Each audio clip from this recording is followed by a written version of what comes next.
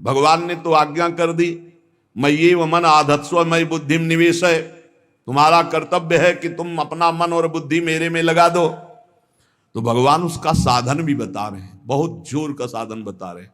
मन बुद्धि भगवान में कैसे अर्पित हो, तो श्री भगवान कह रहे मच्चित्ता मदगत प्राणा बोधयन्तः परस्परम कथयन्तश्च माम नित्यम तुष्यन्ति च रमन्ति च तेषां सतत युक्तानां भजतां प्रीति पूर्वकं ददामि बुद्धि योगं तं येन मामुपयान्ति ते तेषामेवानुकंपार्थ।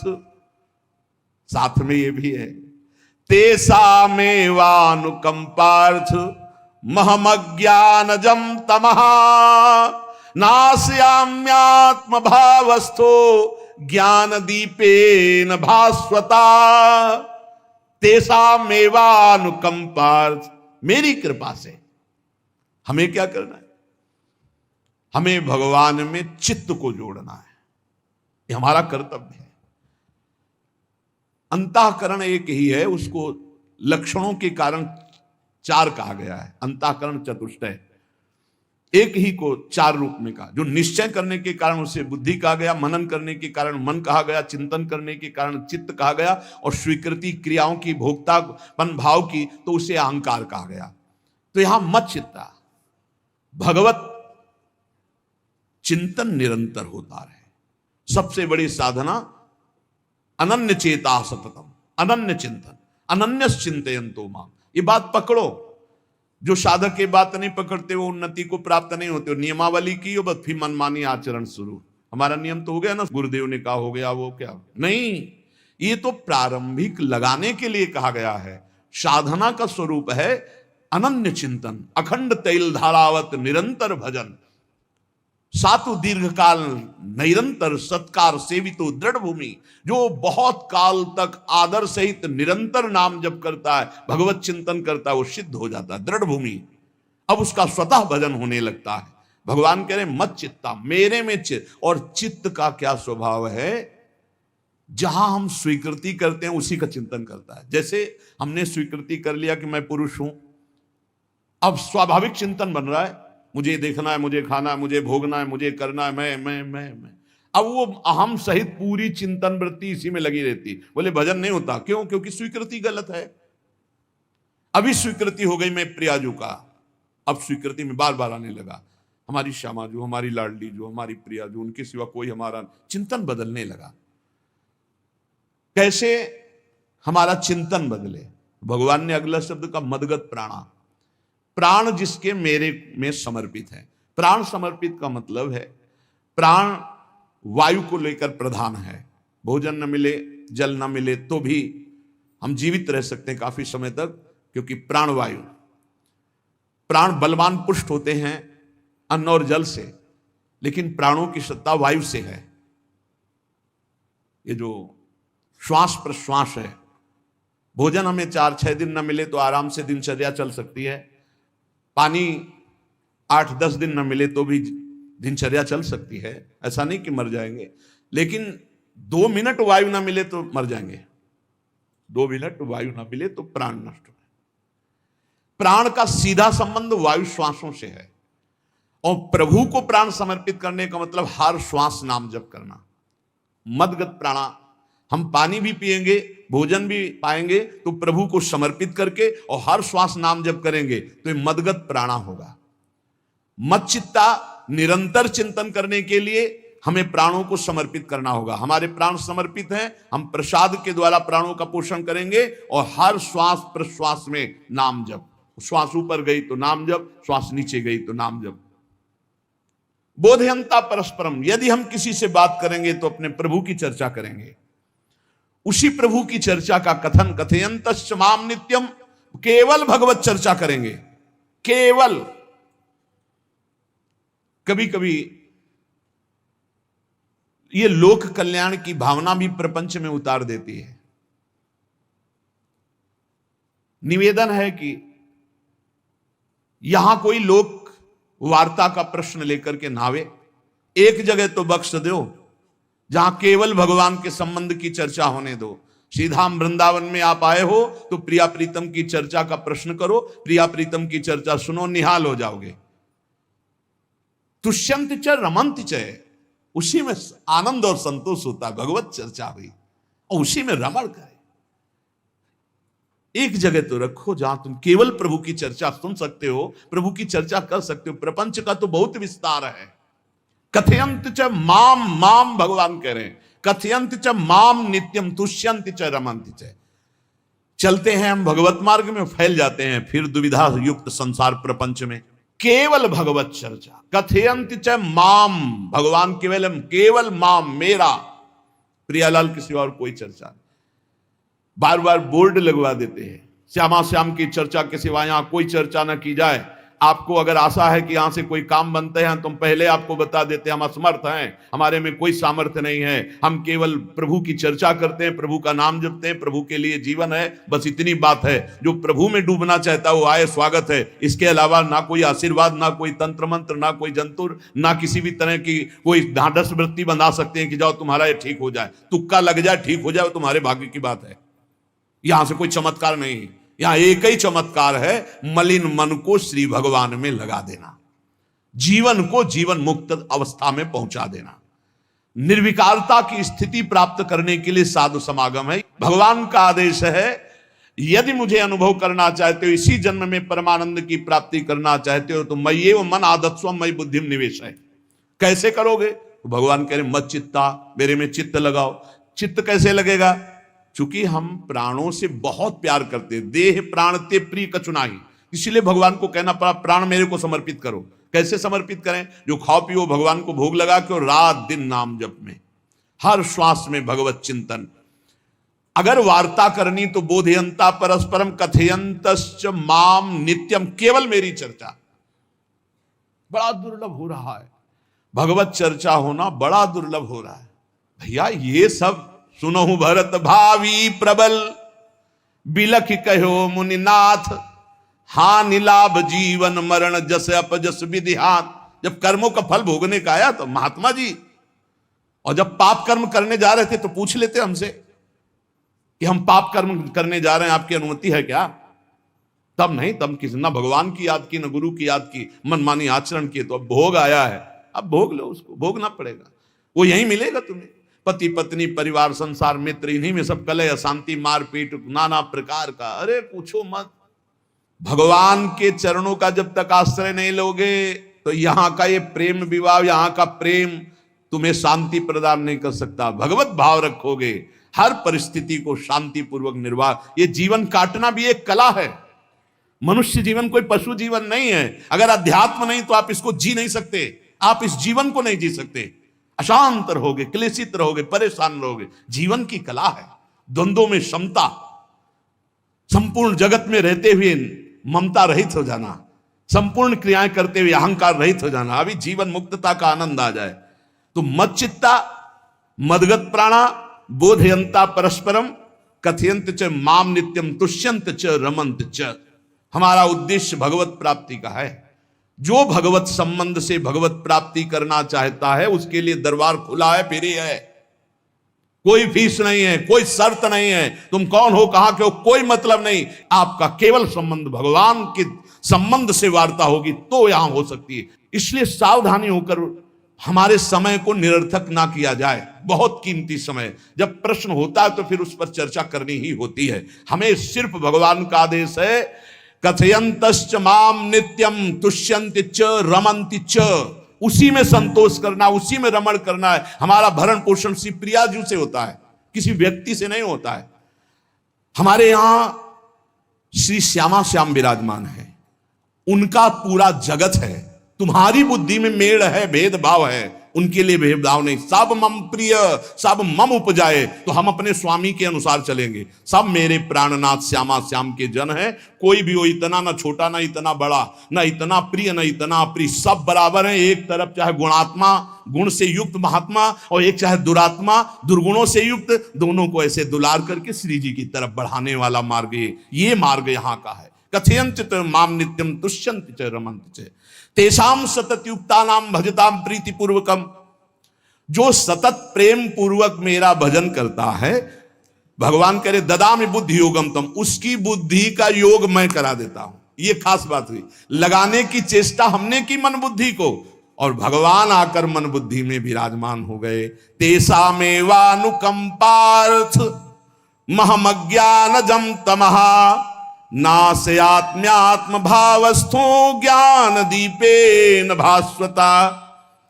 भगवान कृपा करके उसके हृदय में ज्ञान प्रकाशित कर दिया। जब कोई सतत भजन करता है, प्राण प्रभु को समर्पित कर देता है, चित्त प्रभु में लगाए हुए प्रभु की चर्चा, भगवान उसके अंदर ज्ञान प्रकाशित कर देते, तो वो अनात्म भाव जो देह भाव था उसका नाश हुआ और वो भगवत भाव में स्थित हो जाता है।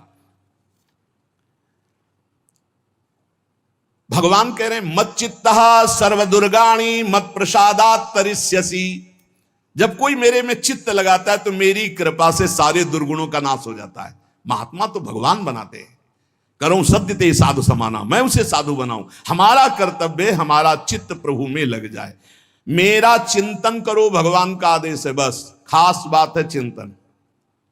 हमारी प्रारंभ से विशेष श्रद्धा इसी बात में रही गुरु शब्द पे कि रात दिन कोई भी चेतना युक्त क्षण ऐसा ना जाए जिसमें भगवत विमुख होता हो। बस इसी बात की साधना जीवन भर रही।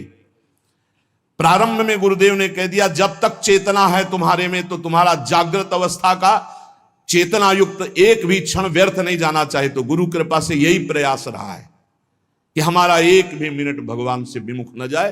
पूर्व में ऐसी स्वभाव वृत्ति बनाई थी कि लोगों को ये शंका होती थी कि ये बोल पाते हैं कि नहीं बोल पाते हैं, अर्थात इनके वाणी है कि नहीं है, मूक मौन, जटाओं का बोझा, एक वस्त्र, बस शांत।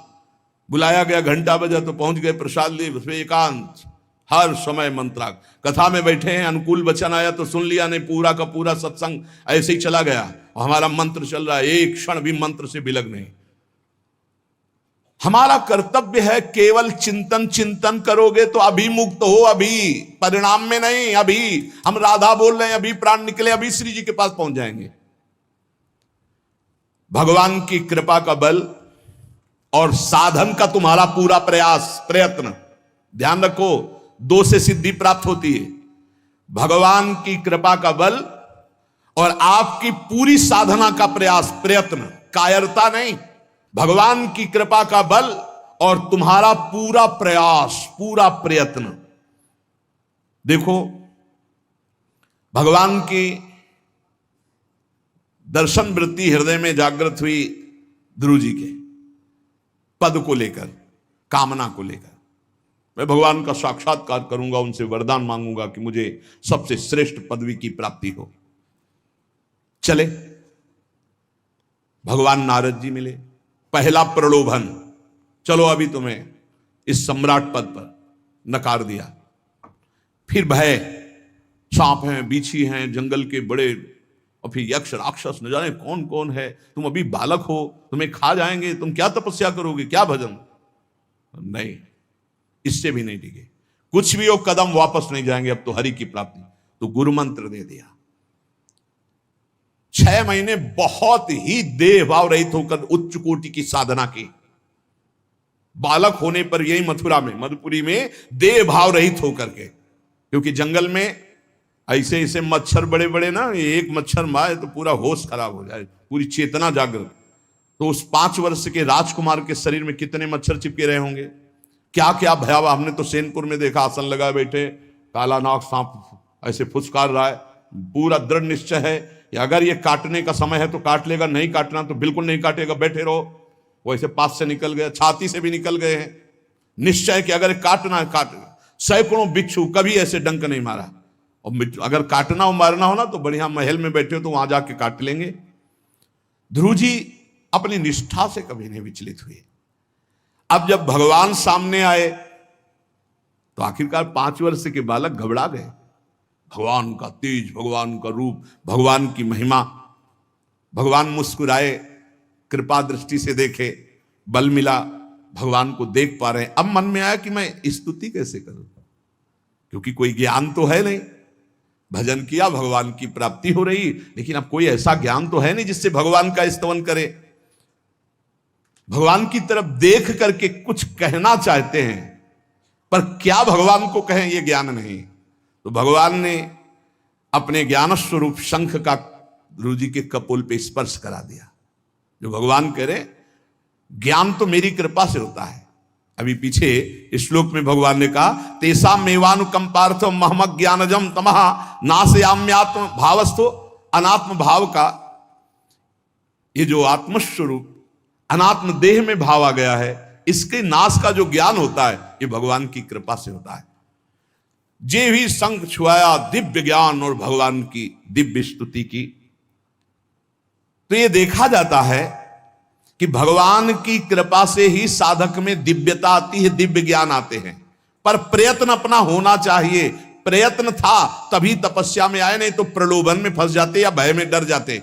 ना प्रलोभन में फंसे चक्रवर्ती सम्राट पद देने पर, और ना भय में फंसे कि सांप बिच्छी और सिंह खा जाएगा, इससे भयभीत नहीं हुए। और प्रयत्न इतनी जोर का कि आप भागवत में पढ़ लीजिए, देह भाव रहित होकर कितना कठोर तप, 6 महीने में भगवत साक्षात्कार। आत्मबल, भगवत कृपा बल। ये मन है बहुत डराता है, कैसे जिएंगे, बुढ़ापे में कौन सेवा करेगा, क्या दुनिया का प्रपंच खड़ा कर देता है। इसको इसी ज्ञान से काटो, भगवान है ना, भगवान सब करेंगे। भगवान के लिए हमने जीवन दिया है, ये जीवन भगवान के लिए हार। अरे दिव्य हो जाओगे, रिद्धियां सिद्धियां हाथ जोड़े खड़ी रहेंगी। भगवान जानते हो क्या भगवान है। हम एक बार भगवान के नाम पर अपने आप को न्यौछावर तो करके देखें, पर यह अहंकारी जीव मानता नहीं है। यह अहंकार का बल लिए रहता है। आसुरी प्रकृति है ये अहंकार। अहंकारम बलम दर्पम कामम क्रोधम च संश्रिताः। जिसके अंदर ये आसुरी प्रवृत्ति अहंकार होता है, उसमें काम क्रोध लोभ ये भरपूर होते हैं। कहां से भगवत प्राप्ति हो। जहां ये दुश्मन रहते हैं वो घर तो तुमने सुरक्षित दे रखा है दुश्मनों को। आसुरी प्रकृति को तुमने, अहंकार को अपना स्वामित्व दे रखा है। मैं वो अहंकार जिसके साथ प्रकृति लगती है। जब अहंकार और बढ़ जाता है तो ईश्वरो हम अहम भोगी सिद्धो हम बलवान सुखी। तरंग से समुद्र नहीं होता, समुद्र से तरंग होती है। हम जितने भी हैं सब तरंग हैं उस परमात्मा की।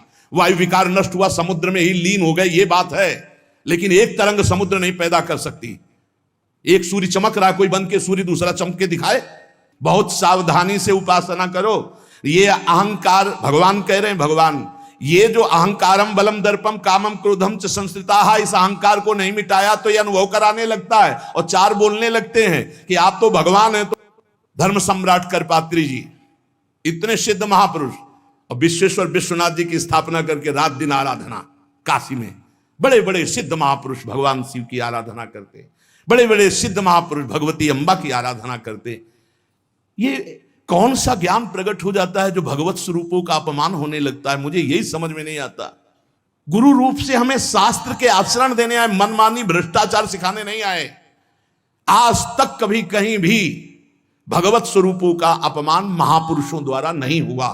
महापुरुष और भगवान में अंतर नहीं, पक्का मुझे विश्वास। हम तो चराचर जगत को भगवत स्वरूप मानते हैं, लेकिन आचरण कराने के लिए आचार्य गुरुदेव जैसे चले हैं वैसे ही चलना होता है। सदैव संतों ने अपने को अधम और तुच्छ और नीच कहा है। हनुमान जी जैसा कोई ज्ञानी महाबली, कोई त्यागी, कोई ब्रह्मचारी बैरागी, हनुमान जी जैसा कोई त्रिभुवन में द्वितीय हुआ हो तो बता दो। अतुलित बलधामम हेम शैलाभदेहम दनुजवन कृशानुम ज्ञानिनाम अग्रगण्यम। अरे जे गिर चरण दे हनुमंता चले सुगा पाताल तुरंता। हजार हजार को पकड़ के कछु मारिस कछु मर्देस कछु मिले से धरि धूरी।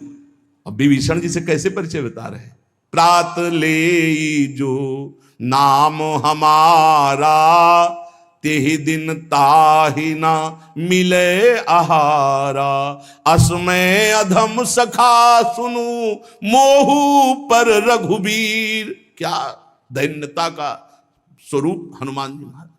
भगवान से जब हनुमान जी मिल रहे तब उनसे प्रभु आप पूछ रहे हो कि तू नाथ एक में मंद मोह बस ज्ञानी नाम अग्रगण्यम।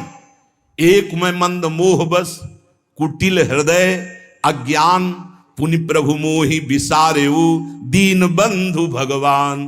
जय प्रणतारित भंजन, चरणों में लौट गए हनुमान जी महाराज। सबरी जी भगवान सामने बैठकर स्तुति करते हैं। जो नवधा भक्ति है वो उपदेश नहीं है, सबरी जी की स्तुति है। ये सब भक्ति सबरी जी में विराजमान, क्योंकि उसी समय सबरी जी भगवत धाम जाती है तो उपदेश तो उसको दिया जाता है जो आचरण में उतारे। सबरी जी तो सिद्ध महापुरुष अभी भगवत धाम जा रहे हैं भगवान के सामने ही। वो क्या कहती, अधम ते अधम अधम अति नारी तीन मह में मति मंद अघार। हरिवंश महाप्रभु, क्वाहम तुच्छा परम अधम प्राण्य हो गर्ह कर्मा यत् नाम स्फुरति महिमा हरेश वृंदावनस्य। इन सब बड़े बड़े आचार्य महापुरुषों ने भगवान की दास्ता स्वीकार करके जीवन अर्पित करके आचरण करके दिखाए। जहां ये आसुरी अहंकार होता है तो ईश्वरोहम महम भोगी सिद्धोहम बलवान, ये सिद्धावस्था नहीं है, ये तमोगुणी आसुरी अहंकार का परिणाम है जो ये दिखाई देता है भगवत स्वरूपों का अपमान करके। नहीं, यद्यपि अभेद है वो महापुरुष शिव और वो अभेद है, पर आचरण जब करेगा तो स्वामी और सेवक का करेगा। काशी नगरी सिद्धों की नगरी है, ज्ञानियों की है। देखा है बड़े बड़े सिद्ध परम हंस जाते हैं शंकर जी के दर्शन करने, विश्वनाथ जी के, तो जिनकी कमंडल भी नहीं दिगंबर है ना, तो वो भी ऐसे हाथ उठा के नमः पार्वती पते, और बस ऐसे सर झुकाए खड़े रहते हैं।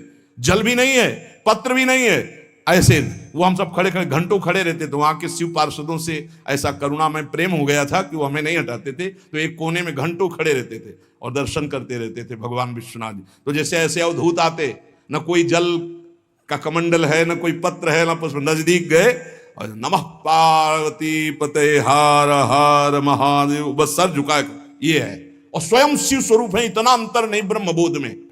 भक्तों में भी कभी कभी आम प्रकट होता है, वो वाणी से आपको दिखाई देगा, लेकिन वो आसुरी अहंकार नहीं होता।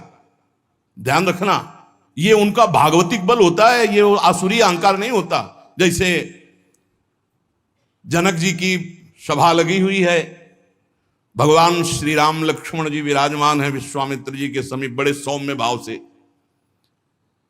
जनक जी महाराज ने देखा कि बड़े बड़े वीर आए, पर धनुष यज्ञ में धनुष को अजगों को कोई उठा ही नहीं पाया, खंडन की तो बात जाने दो। रावण बाणासुर आया, आरती प्रणाम करके चले गए। अब आशा ही खत्म हो गई, कोई उठाने वाला ही नहीं, तो उन्होंने कहा वीर विहीन मही मैं जानी। अब मैं आज जान गया कि पृथ्वी वीरों से रहित हो गई। अगर मैं ऐसा जानता कि इस भूमंडल में कोई वीर ही नहीं अजगों का खंडन करने वाला, तो मैं ऐसा प्रण नहीं लेता, मेरी जान की कुंवारी रह जाएगी। ऐसे विकल होके वीर विहीन मही मैं जानी। जनक जी ने इतनी बात जेव ही कही तो लक्ष्मण जी कूद पड़े सिंह शावक की तरह उछलकर, और कहा कि जहां रघुकुल भूषण भगवान श्री राम विराजमान हो जनक, ये बड़ी तुमने निराशापूर्ण बात कैसे कह दी? तुमने ऐसी बात कह दी जहां रघुकुल भूषण भगवान श्री राम विराजमान है।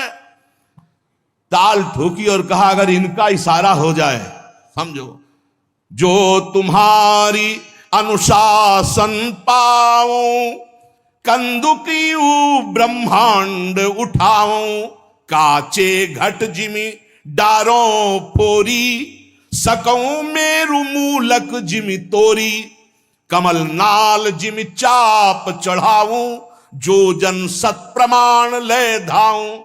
हे जनक, जहां रघुनाथ जी विराजमान होते वहां ऐसी बात नहीं कहते। तुमने ऐसी बात कैसे कह दी? अगर मेरे स्वामी का आदेश हो जाए अभी तो पूरे ब्रह्मांड को कच्चे घड़े की तरह तोड़ दूं। ये अजगौ पुराना 100 योजन एक बार में दौड़ते हुए जाऊं और इसको ऐसे कमल लाल की तरह तोड़ दूं, मेरे स्वामी का आदेश हो।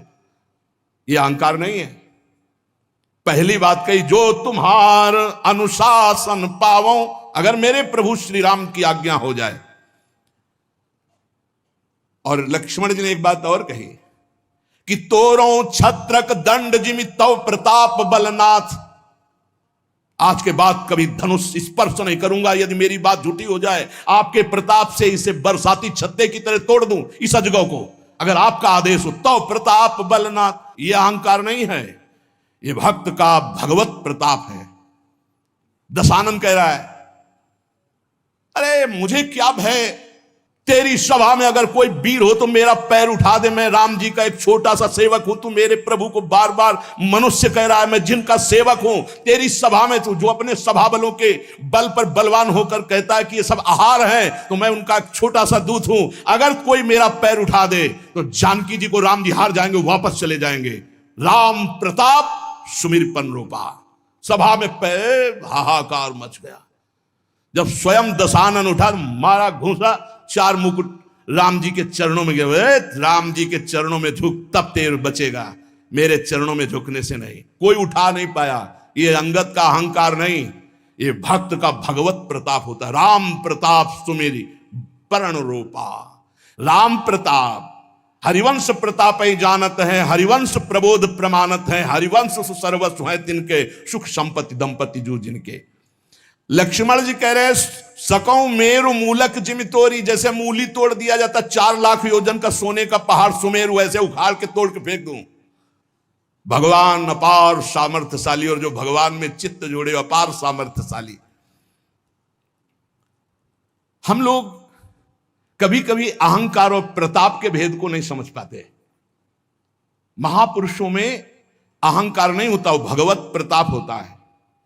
जो आसुरी अहंकार है वो तो भगवान की शरणागति से नष्ट हो जाता है। भगवान का प्रताप भक्तों के जीवन में उदय होता है। भगवान बहुत कृपालु हैं, बड़ी करुणा की है। अपना मार्ग हमें देने के लिए सत्संग दे रहे हैं, कथन श्रवण का सौभाग्य मिला है।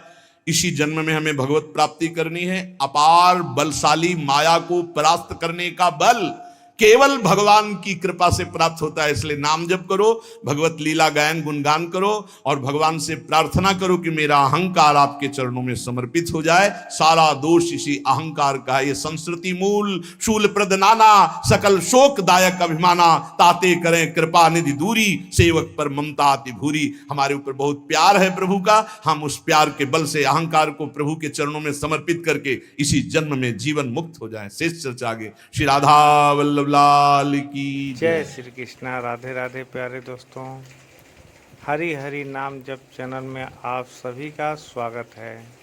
आप यूं ही हमारे साथ जुड़े रहें और अपना आशीर्वाद बनाए रखें। दोस्तों, नाम जप निरंतर करते रहें